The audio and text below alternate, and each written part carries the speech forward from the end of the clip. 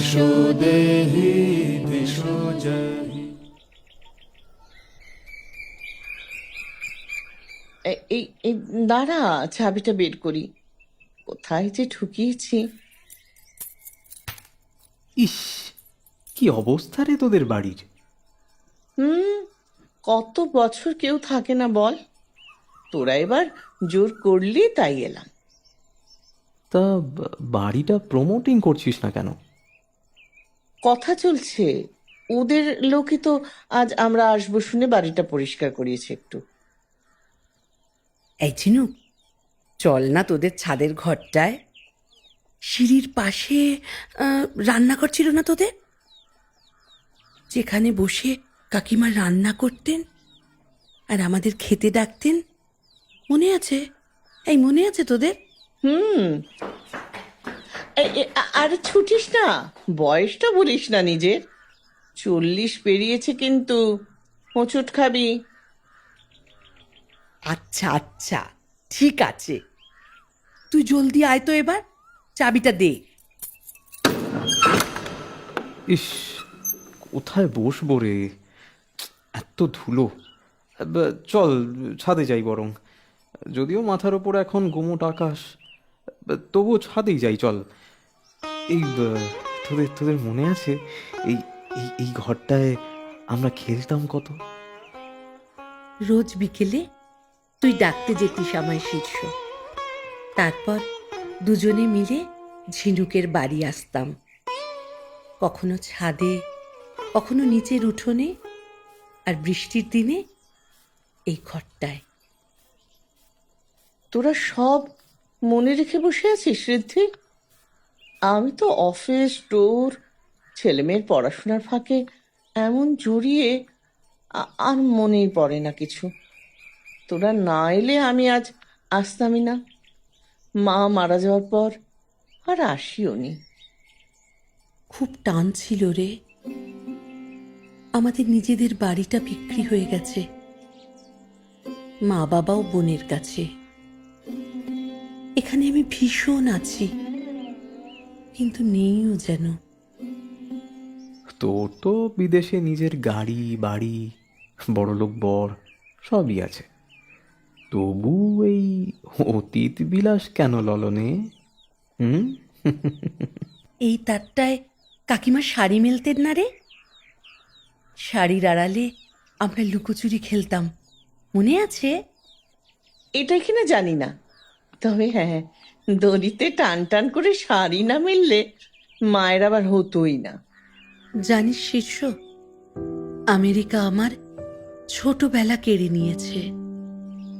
এই ছাদ, ওই পুকুর পাড়, এই বাড়িতে কাটানো আমার মেয়েবেলা, সব সরিয়ে রেখে কি এক অন্য জীবন কাটাচ্ছি রোজ। তাই পুজোয় এবার এখানে আসার ইচ্ছে হলো। ছেলে বর এবার পরে আসছে তাই। সে কি রে, তুই তো ভাই তোর স্বামীর বড় চাকরি, ছেলের কলেজ, নিজের গানের চর্চা, ওই যে কি বলে না, বঙ্গ সংস্কৃতির চর্চা নিয়ে ভালোই আছিস। বলছিস? আমি কেন বলবো, তুই তো বলিস ফোনে। তোর ফেসবুক অ্যাকাউন্ট বলে। 23 বছর বয়স থেকে এই 43, টানা 20 বছর আমি এই জায়গা ছাড়া। কিন্তু তুই তো ফিরতে চাসনি, আই গেস। আমার চাওয়ায় কি এসে যায় রে? বিয়ে হলো, মফস্বলের মেয়ে, গিয়ে পড়লাম কলকাতায়, সেখান থেকে চেন্নাই, তারপর রোমানিয়া, আর এখন আমেরিকা। আমি তো আসলে সফর সঙ্গী, সঙ্গ দিয়েছি সংসারে, জীবনে, কাজে, আর হয়তো যাত্রাপথে। কিন্তু তুই ফিরে কি করতিস? ওই পুকুর পাড়ে বসে দুপুরে পান চিবুতিস? বলছি, আমার তো ভাই বেশ লাগছে। পুজোয় কতদিন পর তোদের বাড়ি এলাম বলতো। নিজের বাড়ি তো প্রতি মাসেই আসি, তোদের এই দিকটা একদম আসা হয় না। ভাগ্যিস আজ প্ল্যান হলো। হ্যাঁ, কত কি বদলেছে রে এই দিকটা। পুজোয় সবাই কত দিন পর তোরা এলি এবার। হ্যাঁ রে ঝিনুক, বলছি তোদের নিচের ঘরে কাকুরও তো বই ছিল, তা কোথায় গেল রে সেই সব? বাবা চলে যাবার পর মা লাইব্রেরিতে দিয়ে দিয়েছিল রে। ও আচ্ছা, তাই। আসলে তোদের বাড়ি যখন আসতাম না আগে, ওই ওই বইগুলোর ওপর কি ভীষণ লোভ ছিল আমার, জানিস। তোর নিশ্চয়ই ঋদ্ধির মতো নস্টালজিক হবার রোগ নেই। দিব্যি আছিস কলকাতা আর উত্তরপাড়া জুড়ে। তা হয়তো আছি। আমি 35 বছর বয়সে মফস্বল ছেড়ে কলকাতাবাসী হয়েছি। মফস্বল আর শহর দুই মেরুর হয় জানিসই, তাই মেনে আর মানিয়ে নিয়েই চলছি। সারা মাস অপেক্ষা করি কবে এখানে আসব। শহরের রেস্টুরেন্ট, বিলাস, শপিং মল ছেড়ে কিন্তু যখনই আসি মনে হয় নিজের শৈশব, নিজের পূর্বপুরুষদের অস্তিত্বকেও খুঁজে পাই এর সঙ্গে। আমার ছোটবেলা হয়তো আর নেই, বাবা মা বৃদ্ধ হয়েছেন, রাস্তাঘাট বদলেছে, চেনা মানুষ কিছু আছেন, কেউ কেউ নেই, কিন্তু এই মফস্বল জুড়ে আমার আমার ছোটবেলা আছে। আছে বাবার হাত ধরে গঙ্গায় সাঁতার শিখতে যাওয়ার দিনগুলো, মায়ের সঙ্গে স্কুলে ভর্তি হওয়ার দিন, আমার সাইকেল চালিয়ে বন্ধুদের সঙ্গে ঘোরার দিন, প্রেমে পড়ে পাশাপাশি হাঁটার দিন, তাকে একবার দেখার জন্যে মোড়ের মাথায় অপেক্ষা করার দিন, মাধ্যমিকের রেজাল্টের দিন, সরস্বতী পুজোয় গার্লস স্কুলে যাওয়ার দিন, প্রথম সিগারেট টানার দিন, টিউশন ছেড়ে কলেজ ঘাটে আড্ডা দেওয়ার দিন, বন্ধুদের সঙ্গে প্রথম সিনেমা দেখতে যাওয়ার দিন, এমন পুজোর দিনে আড্ডা দেওয়ার দিন, সব এলোমেলো ছড়িয়ে আছে এই শহরতলি জুড়ে। আরো কত বলবো, হাত ছেড়ে চলে যাওয়ার মুহূর্ত, বাবাকে শ্মশানে নিয়ে যাওয়ার মুহূর্ত, প্রথম চাকরি পাওয়ার মুহূর্ত, সব তো এখানেই। আমার খ্যাতি, অখ্যাতি, লাভ, লোকসান, প্রেম, ঘৃণা, সব এখানে। আমারও সব হ্যাং আপস নেই বস। সারা জীবন চেয়েছিলাম বিদেশে থাকতে। সেই জন্যই তো অয়ন যখন বলেছিল ব্যাঙ্গালোরে সেটেল হতে চলে গিয়েছিলাম। অয়নকে পেয়ে তো আমায় ভুলে গেলি বল। তুই তো কোনোদিন বলিসনি। আরে দূর, তুইও যেমন। আরে আমি তো মজা করছিলাম। ব্যাঙ্গালোরে গিয়ে অনেকবার চেষ্টা করেছি বিদেশে সেটেল হতে, কিন্তু অয়ন চাইনি। ও ফিরতে চেয়েছে বারবারই কলকাতায়। ও ডলার, পাউন্ড এসব কামাতে চায়নি। অবসর জীবন ওর কাছে কর্মক্ষেত্রতে থাকা নয়। ও আমাদের প্রেমের শহরে ফিরতে চায়, আমাদের সায়েন্স কলেজের দিনগুলোতে ফিরতে চায়। দুর্গাপুজোয় প্রতিবার আসে তাই। কিন্তু ততদিনে ও আর আমি সে একরকম থাকবো কি? থাকতেও পারিস, প্রেমের এমনই মহিমা।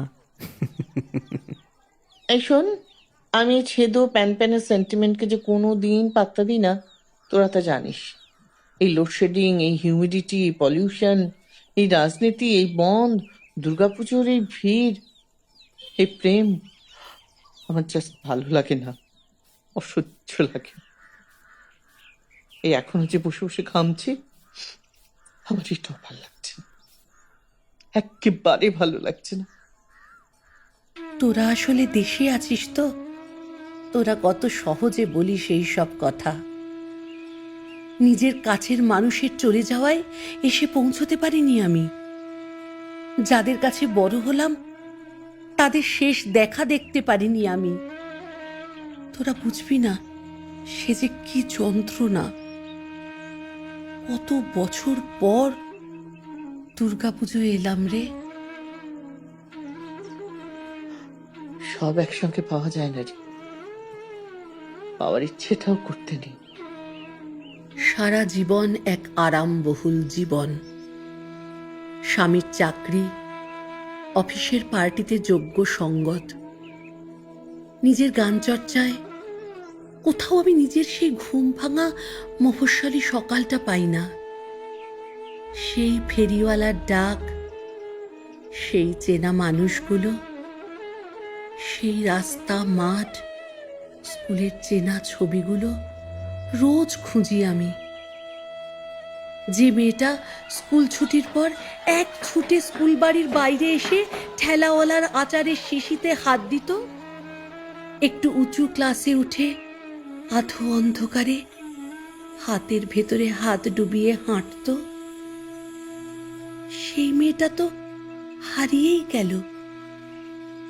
যে মেয়েটা পাড়ার পুজোয় স্টেজে উঠে নাচত, এসো শ্যামল সুন্দর, আজও আমি সেই মেয়েটাকে খুঁজি। ময়দানের বইমেলা দাপিয়ে ভারী বইয়ের বোঝা নিয়ে হেঁটে চলা ঝাপসা মেয়েটার চুলে আজ সোনালি পাক। তা তোরা কি ফিরবি দেশে? আমি জানি আমি ফিরব, কিন্তু আমার সন্তানের জন্মভূমি আর মাতৃভূমি এক নয়, তাই সে কি করবে আমি জানি না। আমিও রিটায়ারমেন্টের পর আবার এখানেই ফিরবো। মফস্বলের এই বিকেলে 3 বন্ধু ফিরতে পারবো কিনা জানি না, কিন্তু ওই যে লাইন কাঁপিয়ে ঝমঝম করে ট্রেনটা চলে গেল।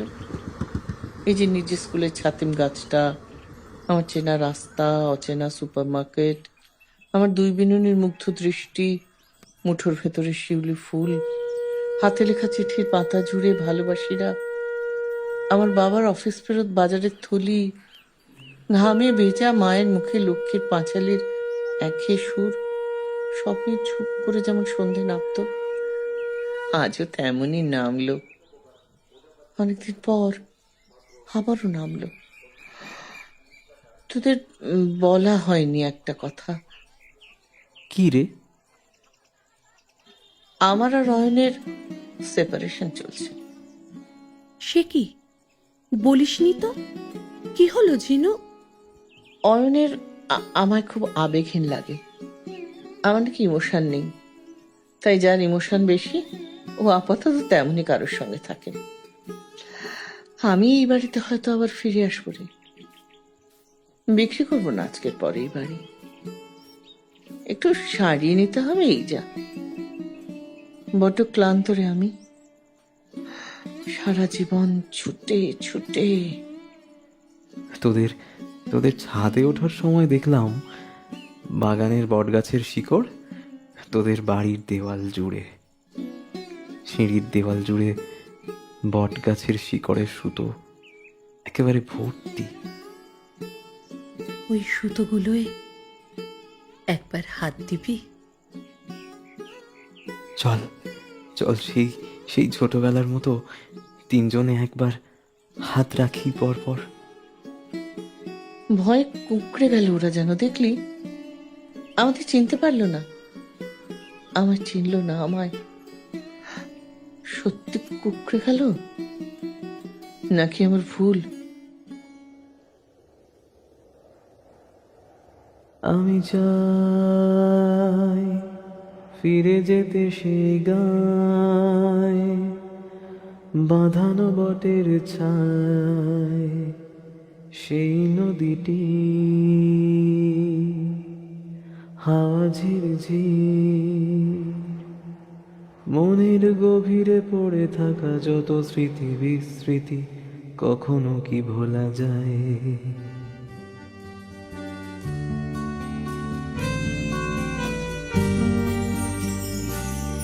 আমি